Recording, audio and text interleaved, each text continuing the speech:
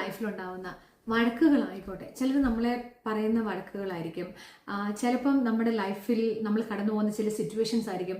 അതൊക്കെ നമ്മളെ മോൾഡ് ചെയ്താന്ന് പറഞ്ഞു കഴിഞ്ഞിട്ടുണ്ടെങ്കിൽ വിശ്വസിക്കുമോ? കുറേ ആൾക്കാർ എന്തായാലും വിശ്വസിക്കും. കാരണം അതിൽ കൂടെ കടന്നുപോയി സക്സസ് റേറ്റിൽ നിൽക്കുന്നവർ എന്തായാലും അത് വിശ്വസിക്കും. ഞാൻ എൻ്റെ ഒരു കാര്യം പറയട്ടെ.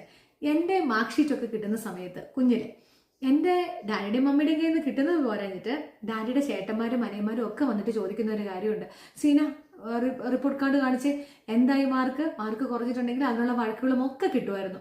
അന്നൊക്കെ ഞാൻ പേടിച്ചിരുന്നിട്ടുണ്ട്, ദൈവമേ എന്തിനാണാവോ ഇവരിതൊക്കെ ചോദിക്കുന്നതെന്നൊക്കെ വിചാരിച്ചിട്ട്.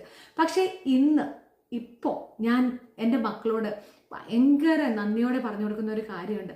അന്ന് അവരെന്നോട് ഇതൊന്നും ചോദിച്ചില്ലായിരുന്നെങ്കിൽ, അല്ലെങ്കിൽ എൻ്റെ ഡാഡി മമ്മിയോ ഒന്നും വഴക്കൊന്നും പറഞ്ഞില്ലായിരുന്നെങ്കിൽ ചിലപ്പോൾ, അങ്ങനെ പഠിക്കുന്ന ആൾക്കാരുണ്ട്, എന്നാലും ചിലപ്പോൾ ഞാൻ ഇന്നിവിടെ കാണില്ല, ഈ ഒരു ഇതിൽ നിൽക്കില്ല എന്നൊക്കെ ഞാൻ പല പ്രാവശ്യം എൻ്റെ മക്കളോട് ഞാൻ പറഞ്ഞു കൊടുത്തിട്ടുണ്ട്.